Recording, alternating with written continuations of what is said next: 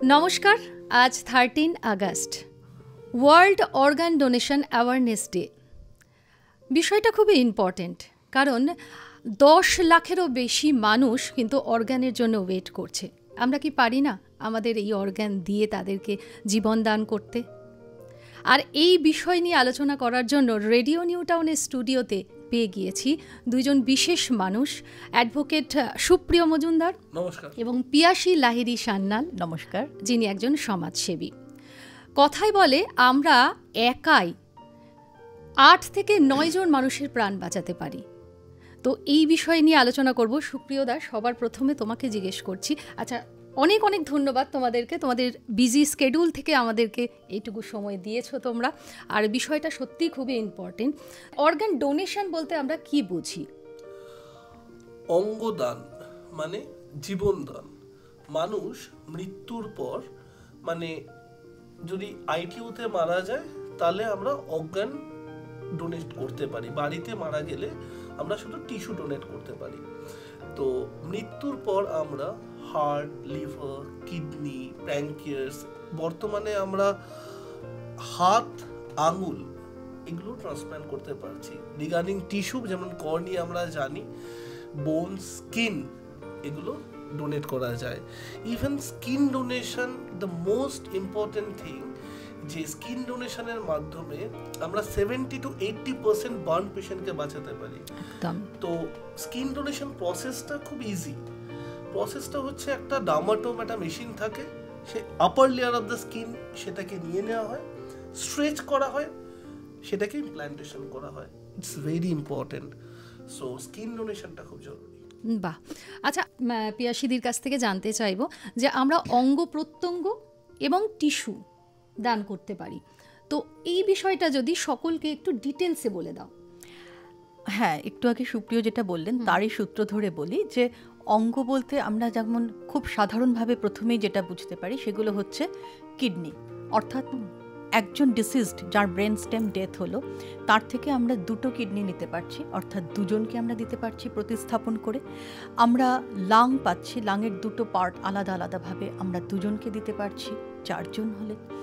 আমরা লিভারটাকে কিন্তু ভাগ করে দেওয়া যায়, অর্থাৎ একজন অ্যাডাল্ট পার্সনের লিভারের যে সাইজ হয় সেটাকে কিন্তু ভাগ করে আমরা 2 জন বা 3 জনকেও দিতে পারি, 2জনকেই। এবং তার সাথে প্যানক্রিয়াস আছে, স্মল ইন্টেস্টাইন আছে, আর যেটা বললেন উনি হাত, পা, এমনকি আঙুল। এই ভেরি রিসেন্টলি মাস 2 আগেই দিল্লির একটি বড় হাসপাতালে হাত ট্রান্সপ্লান্ট করা হলো এবং এটা হয়ে চলেছে। আজকে ভারতবর্ষে বহু দিন ধরে, বহু বছর ধরে আমরা সব জায়গায় হয়তো খবরগুলো পৌঁছোয় না, কিন্তু আমরা যারা এই সচেতনতার কাজগুলো করে চলেছি আমাদের কাছে খবর রাখতে হয়, কারণ আমরা যখন সবাইকে সচেতন করার গল্পগুলো শোনাই তখন এই সত্যি ঘটনাগুলো মানুষকে কিন্তু কোথাও একটা নাড়া দেয় এবং তাদেরকে ইন্সপায়ার করে। একদমই এইরকমই। এই তোমার কথা সূত্র ধরেই সুপ্রিয়দাকে জিজ্ঞেস করব যে এমন কোনো স্টোরি যেটা আমাদেরকে উদ্বুদ্ধ করবে যে আমরা কেন অঙ্গদান করব। মানে আমাদের অনেকেরই মনের মধ্যে ইচ্ছা থাকে, কিন্তু আমরা কোথাও গিয়ে একটুখানি, মানে এটা অসুখ বলবো বা কুসংস্কার বলবো, যে কোথাও গিয়ে আমরা একটু কিন্তু বোধ করি। তো এমন কিছু স্টোরি যেটা আমাদেরকে শেখাবে যে এই মুহূর্তে আমি বিজয়ন্ত থাপার, ওর ডাকনাম রবিন, একজন সেনা সৈনিক, উনি, ওনার স্টোরিটা মানে আমাকে খুব উদ্বুদ্ধ করেছে। মানে 1999-এ যখন কার্গিল ওয়ার চলছে তখন উনি ওয়ার ফ্রন্টে, ওনার লাস্ট লেটার, উনি লাস্ট চিঠিতে সেই জায়গা থেকে বসে তার বাবাকে, মাকে লিখছে, ডিয়ারেস্ট মাই ফাদার অ্যান্ড মামা। অনেক বড় চিঠি, তার মধ্যে জাস্ট 5 নম্বর পয়েন্টে উনি লিখছেন যে আমি যদি আর না ফিরে আসি, এটাই যদি আমার লাস্ট লেটার হয়, তাহলে মৃত্যুর পর আমার অঙ্গ প্রত্যঙ্গগুলো দান করে দিও যার দরকার। তারপরে গরিব দুঃখীকে সেবা করা, অনেক কিছু লিখেছে। জাস্ট এটা একটা চিন্তা করুন যে সে জানে কিছুক্ষণের মধ্যে সে মারা যায় যুদ্ধক্ষেত্রে। মানে রবিন ওখানে যুদ্ধ করতে করতে বাবা মাকে জানাচ্ছে যে আমি চলে যাওয়ার পর আমার চলে যাওয়াটাকে সেখানে আটকিয়ে রেখো না, আমি হয়তো মানে আমাকে কারুর না কারুর মধ্যে বাঁচিয়ে রেখো। তো এটা একটা খুব বড় একটা আমাকে উদ্বুদ্ধ করে। আর ব্রাজিলিয়ান একজন আছেন চিকিনহো স্কোয়ারপা বলে, উনি কি করেন, ওনার বেন্টলে গাড়িটাকে সবাইকে জানায় যে আমাদের মধ্যে একটা কুসংস্কার আছে, কি একটা মিথ, যে আমি যদি আমার চোখ দান করে দিই, মানে কর্নিয়া ডোনেশন করে দিই, তাহলে আমি পরের বার অন্ধ হয়ে জন্মাবো। তুমি সেই সূত্রপাত ধরেই বলছে যে আমি যদি আমার বেন্টলে গাড়িটাকে যদি আমি কবরস্থ করতে পারি, তাহলে সামনের জন্মে আমি বেন্টলে গাড়ি নিয়েই আবার জন্মাবো।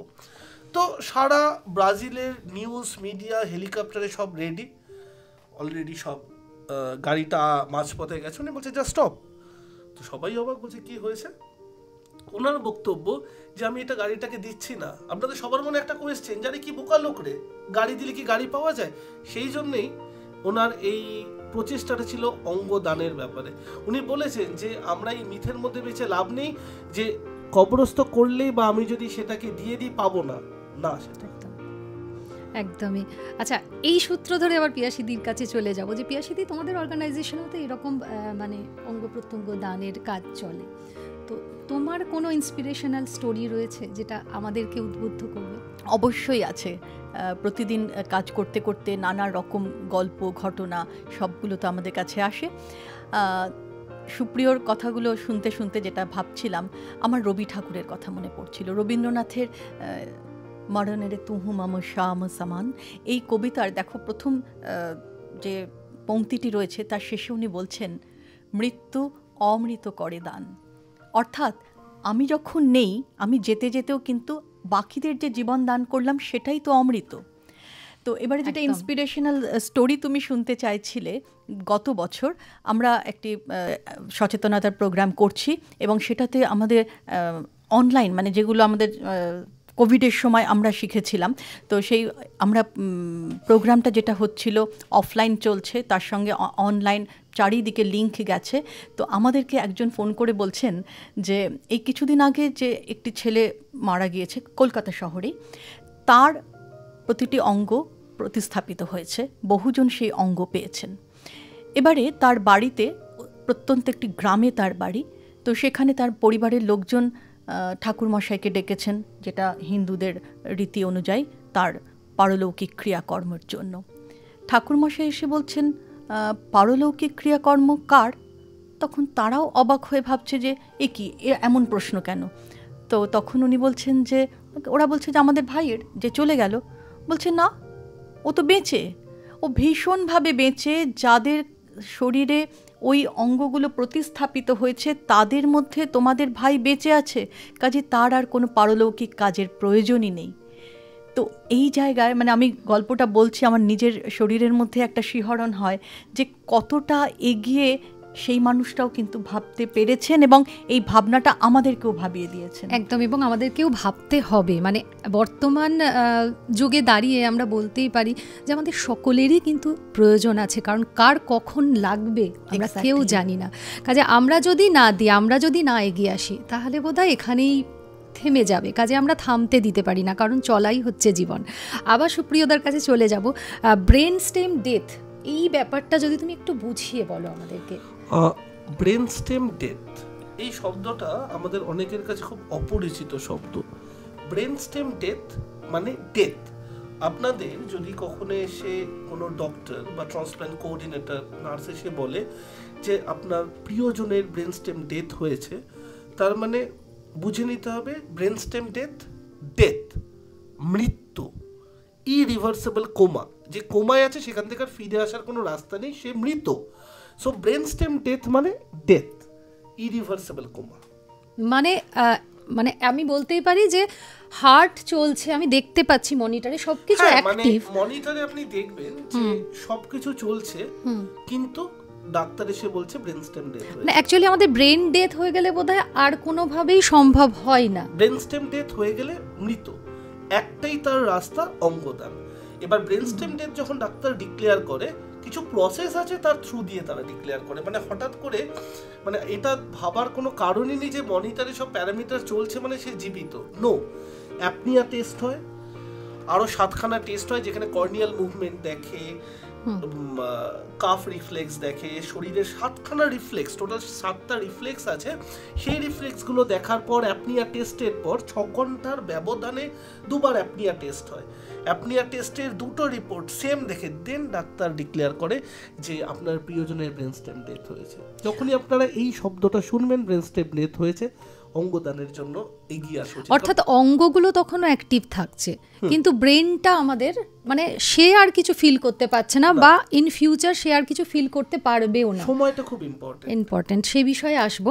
পিয়াসী দিদির কাছে আসি। এই যে ব্রেন স্টেম ডেথ যেটা বললেন উনি, তো এই প্রসিডিওরটা কি? ধরো আমি অঙ্গ দিতে ইচ্ছুক, দান করছি, এবং একটা তো কোনো লিগ্যাল ব্যাপার থাকবে যে আমি মানে ডক্টর বলবেন, ডিক্লেয়ার করবেন, তো সেই প্রসিডিওরটা যদি একটু বুঝিয়ে বলো। ব্রেন স্টেম ডেথের ক্ষেত্রে যেটা বললেন, আমি তার আগে ছোট্ট করে একটা জায়গাকে বলে দিতে পারি যে আমরা কিন্তু জীবিত অবস্থাতেও অঙ্গ দিতে পারি, অর্থাৎ লিভিং ডোনার। হ্যাঁ, অর্থাৎ লিভিং ডোনার হিসেবে আমি আমার পরিবারের খুব কমন যেটা আমরা জানি কিডনি, আমি একটা কিডনি দিতে পারি। আমার লিভারের কিছু অংশ আমি তাকে দিতে পারি। তো এইরকম কিছু কিছু আরেকটা যেটা টিস্যু, যেটা আমরা বারবার বলছি যে অর্গান অ্যান্ড টিস্যু, রক্ত তো আমরা সবাইকে দিতে পারি। এই জায়গায় তো কোনো রকম প্রশ্নেরই জায়গা নেই। এবারে তোমার প্রশ্নে আসি যে যখন ডক্টর ডিক্লেয়ার করলেন তারপরের প্রসিডিওরটা কি, অর্থাৎ বাড়ির লোককে কি বলা হবে। লিগ্যাল প্রসিডিওর বলতে কিছুই না। ধরা যাক সেই ব্যক্তি তিনি প্লেজ করে রেখে গেছেন অথবা প্লেজ করেননি, যেটাই হোক না কেন, ফাইনালি যেটা লাগে সেটা হচ্ছে তার নেক্সট কিন, অর্থাৎ তার পরিবারের যে মানুষজন আছেন তাদের দিক থেকে সিগনেচার। তারা যদি বলেন, অর্থাৎ তারা যদি গো আহেড সিগনেচার দিয়ে দিলেন যে হ্যাঁ অঙ্গ প্রতিস্থাপনের জন্য রিট্রিভ করা হোক, তাহলে অবশ্যই কাজ শুরু হয়ে যাবে। বাহ। আচ্ছা সুপ্রিয়দা, তোমাকে জিজ্ঞেস করব, এই যে পিয়াসীদি বললেন যে রিলেটিভরা যখন এগ্রি করবে তখনই দিতে পারবো। ধরো আমি চেয়েছি যে আমি অঙ্গ দেব, এবং আমার বাড়ির লোকজন চাইছে না, মানে ওই হালকা একটু কুসংস্কারে আচ্ছন্ন, হয়তো বলছেন যে না উনি তো এখন আর বলতে পারছেন না, তাহলে আমরা কি করে জানবো উনি যে অঙ্গ দিয়ে গেছিলেন বা উনি অঙ্গ দিতে ইচ্ছুক ছিলেন? তো সেক্ষেত্রে কি হবে? সঠিক কথা বলেছেন, এটা খুবই একটা গুরুত্বপূর্ণ বিষয়। ধরুন আমি এত বছর ধরে, লাস্ট 12-15 বছর ধরে অঙ্গদান করা উচিত এই নিয়ে কাজ করছি। আমার মৃত্যুর পর আমি কিন্তু উপস্থিত থাকবো না, বা যারা কাজ করছে তারা থাকবে না। কে থাকবে? পরিবারের লোক। কি করা উচিত? ডিনার টেবিল বা লাঞ্চ টেবিলে বসে আমার জীবনের শেষ ইচ্ছাটা সেটা জানানো উচিত, যে আমার মৃত্যুর পর, যেরকম আমি বললাম রবিনের, যে মৃত্যুর পর আমাকে শেষ হতে দিও না, কারুর না কারুর মধ্যে বাঁচিয়ে রেখো। সো ডিনার টেবিল, লাঞ্চ টেবিলে কথা বলাটা মানে বলে যেতেই হবে। না বলে গেলে কি হবে, আমাদের ইন্ডিয়ান সিস্টেমটা হচ্ছে অপ্ট ইন সিস্টেম। বাইরে যেরকম স্পেনে অপ্ট আউট সিস্টেম, আমাদের এখানে নেক্সট অফ কিন 2011 অ্যামেন্ডমেন্টে পরিষ্কার বলা আছে, সেখানে মানে দাদু, ফার্স্ট ব্লাড রিলেশন সেখানে বাড়ানো হয়েছে। তো সেক্ষেত্রে যাতে আর মানে কোনো সমস্যা না হয়, তো সেটা অ্যামেন্ডমেন্ট করে আরো লোককে, যে নেক্সট অফ কিনে যাতে সেক্ষেত্রে দাদু, ঠাকুমা, নাতি এরা যাতে মানে রায় দিতে পারে, সেই জন্য। আচ্ছা আচ্ছা, খুব জরুরি সেক্ষেত্রে, মানে জানিয়ে যেতেই হবে, তাই তো? আর যদি আমরা সামনাসামনি বলতে না পারি, ডায়েরিতে লিখে যেতেই পারি, তাই তো? জানিয়ে গেলে খুব উপকারী, খুব উপকারী। এখানে একটু বলি যে যেমন ইচ্ছে পূরণগুলো হয় না, খুব মানে যদি কঠিনভাবে বলা যায় যে আমরা যেমন আমাদের সম্পত্তির উইল লিখে যাই, সেগুলো কিন্তু সবাই মেনে নেন, তাহলে এই ইচ্ছে পূরণটা কেন হবে না? একদমই। আচ্ছা পিয়াসীদি, তোমাকে জিজ্ঞেস করবো যে স্কিন ডোনেশন, এটা তো খুব আজকাল ইম্পর্টেন্ট, যেটা সুপ্রিয়দা এক্ষুনি বলছিলেন যে পুড়ে গেলে আমরা স্কিনটাকে প্লান্টেশন করতে পারি, তো সেটা যদি আরেকটু ডিটেলসে তোমার জানা থাকে।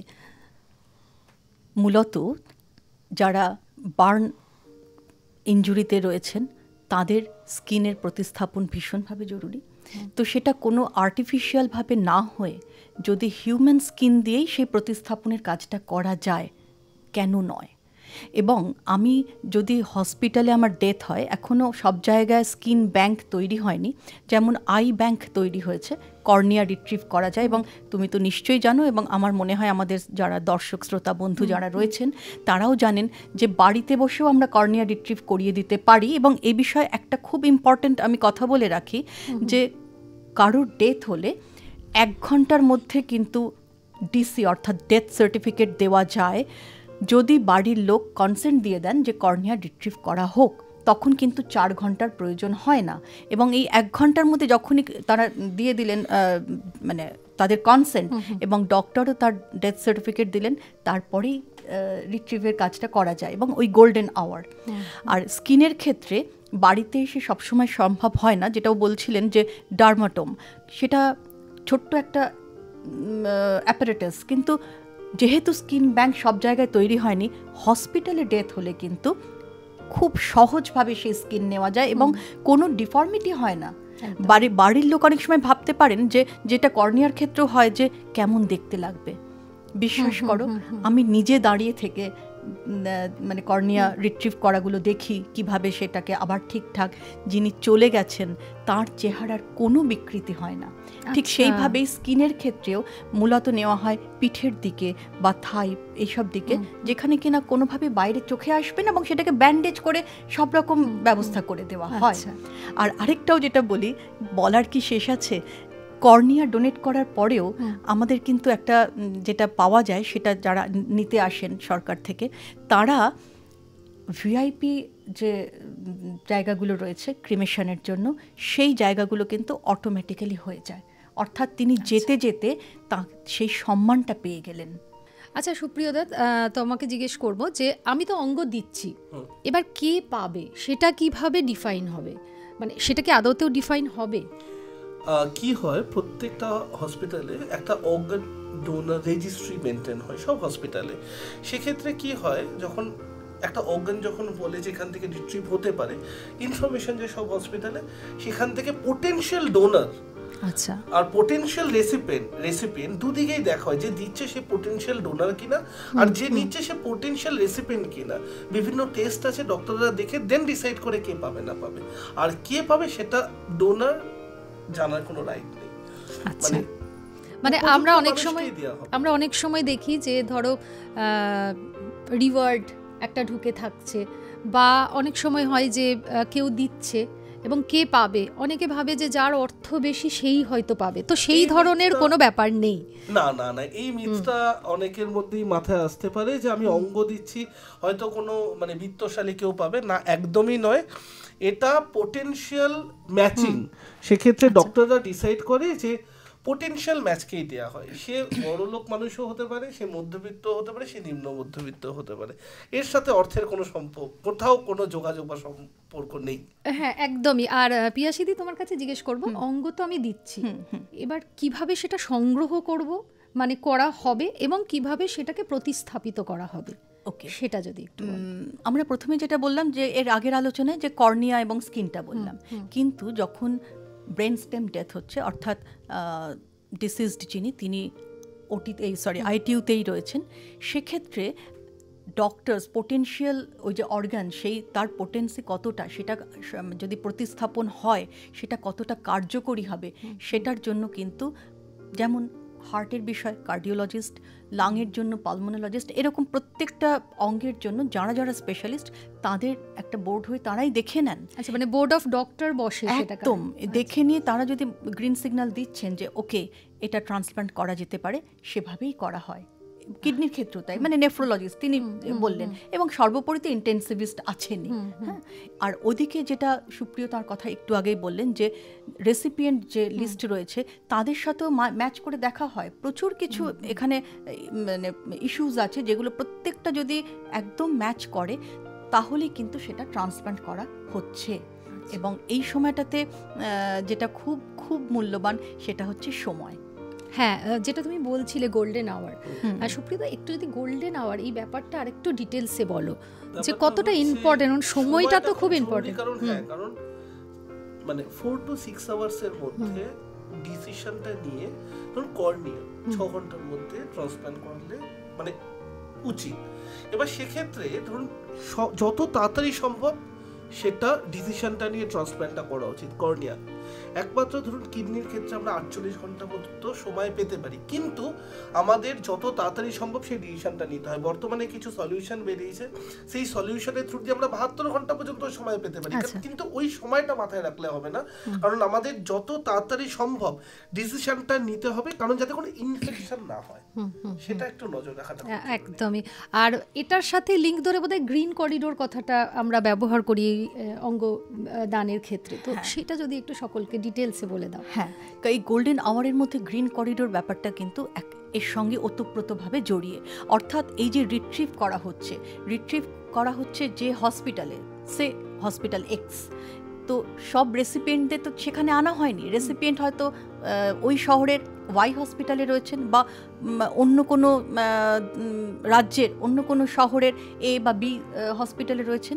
তাহলে সেক্ষেত্রে একটা হসপিটাল থেকে আরেকটা হসপিটালে যাওয়ার জন্য ওই সময়তে যে রুট তৈরি করা হয়, সেই রুটে একটা সিগন্যালও লাল থাকবে না। অর্থাৎ যে মুহূর্তে এখানে রিট্রিভ করা হচ্ছে সঙ্গে সঙ্গে অ্যাম্বুলেন্স বেরিয়ে যাচ্ছে, এবং অ্যাম্বুলেন্স যে রুটে যাচ্ছে সেই রুটের প্রত্যেকটা সিগন্যাল গ্রিন, যে at earliest as soon as possible যেখানে সেটাকে ট্রান্সপ্লান্ট করা হবে সেখানে যাতে পৌঁছে যায়। এবং এক্ষেত্রে যেমন সেই শহরের যে প্রশাসন, তাদের একটা বড় ভূমিকা, তেমনি এয়ার, ধরো অন্য শহরে যাবে, অন্য রাজ্যের, তো সেখানে তো বাই এয়ার যাচ্ছে, সেখানে তাদেরও একটা বড় ভূমিকা। এবং পুরো বিষয়টা কিন্তু অত্যন্ত অত্যন্ত এমার্জেন্সি হিসেবে দেখা হয়। একদমই, ওই কথায় আছে না, সকলে মিলে করি কাজ হারি জিতি নাহিলাজ, সবার ভূমিকা এগিয়ে আসতে হবে, এবং প্রত্যেকটা মানুষের ইম্পর্টেন্ট, মানে ছোট ছোট রোলগুলো কিন্তু ইম্পর্টেন্ট হয়ে যায়। হ্যাঁ, কারণ আমার ইচ্ছে পূরণটা কিন্তু আমার পরিবারের থেকে শুরু হয়ে প্রশাসন অবধি সবার একটা বড় ভূমিকা। মানে ইচ্ছা পূরণটার মধ্যে তো অনেক বড় একটা মহৎ কাজেরও ইঙ্গিত পাচ্ছি, কারণ আরেকটা মানুষের উপকার করছি। ঠিক, একদম। আচ্ছা সুপ্রিয়দা, তোমাকে একটু আগে জিজ্ঞেস করছিলাম যে কোনো এর মাঝখানে কোনো রিওয়ার্ড বা অর্থ আছে কিনা, তো তুমি বললে যে না, এরকম কোনো ব্যাপার নেই। তো এই ক্ষেত্রে মানে এই বিষয়টাতে আমাদের ল কি বলছে? এটা একটা পাস হয় 1994-এ, আর 2011-এ অ্যামেন্ড হয়। যখন 2011-এ অ্যামেন্ডমেন্ট হয়, এক্ষেত্রে পিনাল প্রভিশন একটা বড় চেঞ্জেস আসে। 1 কোটি টাকা পর্যন্ত ফাইন, 10 বছরের জেল।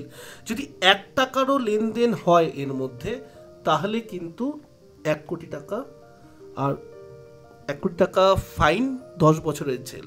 তো এটা মাথায় রাখতে হবে, এখানে কোনো অর্থের লেনদেন করা যাবে না। আর এটা লিগাল হচ্ছে, মানে অঙ্গদান, মৃত্যুর পর অঙ্গদানটা লিগাল, পাস করা আছে। বাহ। আর প্রত্যেকটা হসপিটালেই তো এখন ট্রান্সপ্লান্ট কোঅর্ডিনেটরের ভূমিকাটা খুব অনিবার্য। 2014 রুলে এটা ম্যান্ডেটরি করেছে সব হসপিটালে, যে যেসব হসপিটালে ট্রান্সপ্ল্যান্ট হয় সেখানে ট্রান্সপ্ল্যান্ট কোঅর্ডিনেটর ম্যান্ডেটরি।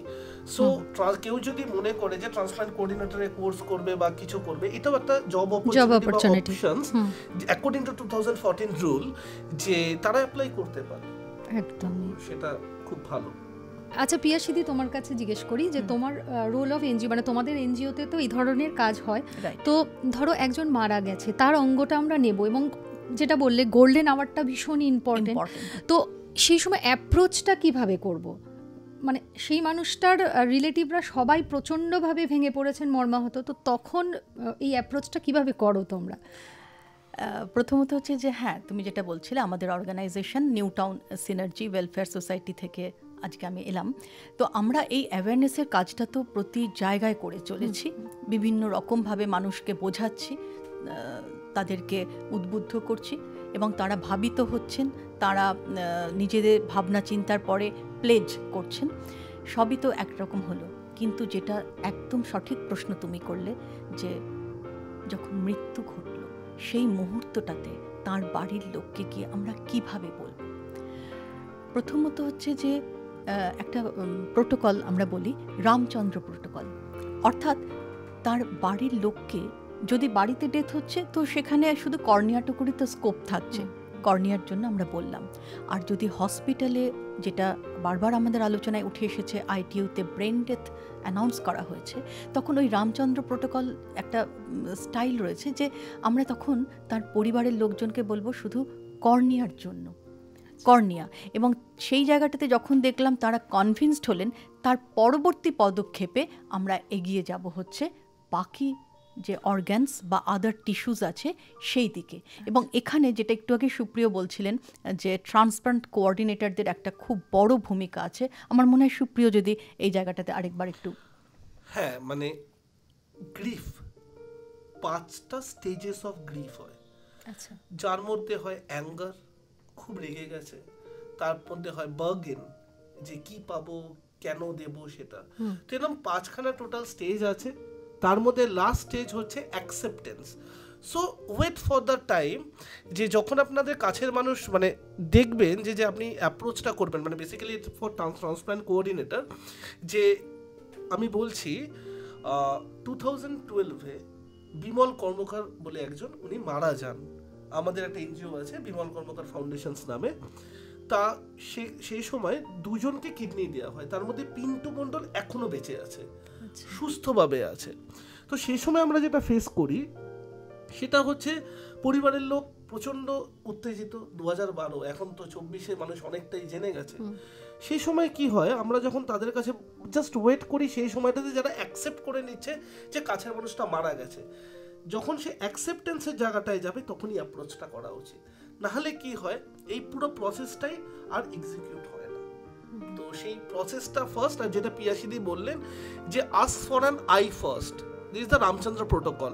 যে আমি জিজ্ঞেস করলাম, যেহেতু আমরা তো শুনেছি যে কর্নিয়া ডোনেশন, চক্ষুদানটা কি করতে পারো, যদি বলে হ্যাঁ করবে, then go for organ donations, if not abandon the effort. এটাই হচ্ছে ব্যাপার। আর মানে চক্ষু দিতে রাজি আছে এরকম যারা থাকছেন, তারপর ধীরে ধীরে ধীরে ধীরে অন্যান্য অঙ্গর অ্যাপ্রোচটা আপনারা করে থাকেন। আচ্ছা, আর আমরা তো মানে এই উদ্দেশ্যে আমরা সচেতনতা বৃদ্ধিটা নিয়েই কথা বলছিলাম, এবং সেটারই দিন আজকে। আর সকলকে সচেতন হতে হবে। অনেক অনেক প্রসেস রয়েছে যার মধ্যে দিয়ে আমরা সচেতন হব। এটাও একটা ছোট্ট আমাদের প্রচেষ্টা যে আমরা এই আলোচনার মধ্যে দিয়ে আপনাদেরকেও সচেতন করছি, আপনাদেরকেও বলছি যে অঙ্গদান করাটা কতটা জরুরি। পিয়াসিদি, তোমার তরফ থেকে কি বার্তা যাবে যে আমরা কিভাবে সচেতনতামূলক কাজগুলো করব, মানে কি সচেতনতামূলক কাজ করব? প্রথমত হচ্ছে যে নিজেকে সচেতন করা। এই যেখানে বিভিন্ন জায়গায় যাই, তো আমরাও যখন কাজটা শুরু করেছিলাম তখন তো প্রথমে নিজেকে সচেতন হয়েছিলাম বলেই, এবারে আমরা যখন কেউ আমাদেরকে এসে বলেন আমি না প্লেজ করতে চাই, তো আমরা তখন বুঝতে পারি যে সেই মানুষটির মধ্যে কিন্তু সেই মানে আমার বলাটা সার্থক হয়েছে এবং তার ভেতরে সেই সদিচ্ছাটা জেগে উঠেছে। তখন তাকে আরও বোঝাই যে এবারে কিন্তু আপনার কাজটা আরও বাড়লো, কারণ আপনি আমার দলে চলে এলেন এবং আপনি আজকে যেমন আমার দ্বারা অনুপ্রাণিত হয়েছেন, অ্যাওয়্যার হয়েছেন, তেমনি আপনি কিন্তু এবারে শুরু করে দিন আরও মানুষকে, তার পরিবারকে, তার পরিজন, তাদের প্রতিবেশী, বন্ধু বান্ধব সবাইকে। অর্থাৎ আমাদের প্রত্যেকেরই কিন্তু এখানে একটা ভূমিকা রয়েছে, এবং এই মুহূর্তে তোমারও তো সেই ভূমিকা রয়েছে। নিউটাউন রেডিও থেকে এই ভূমিকা তুমি পালন করছো। একদমই। আর সুপ্রিয়তা, তোমার তরফ থেকে কি বার্তা যাবে? আমার তরফ থেকে আমি যেটা একদম বলতে চাই, জাতি ধর্ম নির্বিশেষে আমরা উৎসব পালন করি, 12 মাসে 13 পার্বণ আমরা বলে থাকি। সব ধর্মে কিন্তু অঙ্গদান সাপোর্ট করে, যত ধর্ম আছে। সেক্ষেত্রে আমাদের যে উৎসবগুলো, ধরুন আমাদের যে দুর্গাপুজো আসছে, এত প্যান্ডেল বা ঈদ হয়, যেখানে যা অনুষ্ঠান বা ক্রিসমাসের টাইমে যখন যে সুযোগটা, আপনার শ্রোতা বন্ধুরা যারা যেখানে সুযোগ পাবেন, সেখানে আপনারা অন্তত কিছু না হলেও একটা ফ্লেক্স বড় করে, এরকম একটা ফ্লেক্স দিয়ে বড় করে, যেখানে অঙ্গদান, জীবনদান, অঙ্গ দান করলে আপনি 9 জন মানুষকে জীবনদান দিতে পারেন। অন্তত সিম্পল একটা জিনিস যদি দেওয়া যায় যে ব্রেন স্টেম ডেথ মানে ডেথ, এর সাথে ধরুন মানে সিনেমা টিকিটে organ donation, donate organ save life, আমরা ধরুন লেটার প্যাডে যেখানে সুযোগ পাওয়া যায়, মানে সুপ্রিয়তা বলতে চাইছে দৈনন্দিন জীবনের সবকিছুর মধ্যে ওতপ্রোতভাবে আমাদের এটাকে আমরা দেখতে পারি যে অঙ্গদান, জীবনদান, এটা যদি সব জায়গায় করা হয় তাহলে এর থেকে বড় কিছু মানে এটা করা উচিত। একদমই। মানে বলতে বলতে আমারও যেটা মনে হলো যে আমাদের প্রত্যেকটা ট্রাফিকে ইয়েতে বিভিন্ন সিগনালে বিভিন্ন রকম লেখা থাকে, তো অনেক মানে পথ দুর্ঘটনা এড়াবার জন্য, তো সেখানেও যদি এই জায়গাটা প্রচারে আসে, যেটা ইম্পর্টেন্ট সেটা হচ্ছে ডোনার কার্ড অন্তত মানি পার্সে রাখা উচিত। একটা ডোনার কার্ড, তার মধ্যে ডোনার কার্ড রাখলে যে মানে আমি প্লেস করলাম, প্লেস করার পর একটা ডোনার কার্ড পেলাম। ডোনার কার্ডে কিন্তু সব ইনফরমেশান দেওয়া থাকে, আপনার বাড়ির লোককে, আপনার ব্লাড গ্রুপ কি, আপনি কোথায় যাবেন, এভরিথিং। ওই কার্ডটা যদি থাকে, যেরকম আপনার শেষ ইচ্ছাটা যে মৃত্যুর পরে যদি আমার ব্রেন স্টেম ডেথ হয়, অর্গান ডোনেশন করা যায়, সেটা যেরকম জানা যায়, তেমনি কিন্তু আপনার পরিচিত লোকেদের ঠিকানা, ফোন নাম্বার সেটাও পাওয়া যায়। আর এখন আমরা সোশ্যাল মিডিয়াটাকে খুব ইউজ করতে পারি। আমরা হোয়াটসঅ্যাপে স্ট্যাটাস দিই, বিভিন্ন কোথাও ঘুরতে গেলে আমি প্লেস করেছি সেটা যদি স্ট্যাটাস দিই, বা আমরা যদি আমাদের টুইটার হ্যান্ডেলে, বা আমরা যদি ফেসবুকে, হোয়াটসঅ্যাপে, সব জায়গায় যদি আমরা দিই যে আমি আজকে একটা কার্ড নিয়ে ছবি দিলাম যে আমি অঙ্গদান করেছি, সবাই যদি আমরা একসাথে এগিয়ে আসি, অর্থাৎ আমাকে দেখে, মানে আমি আমাকে দেখে উদ্বুদ্ধ করছি আরো মানুষদেরকে।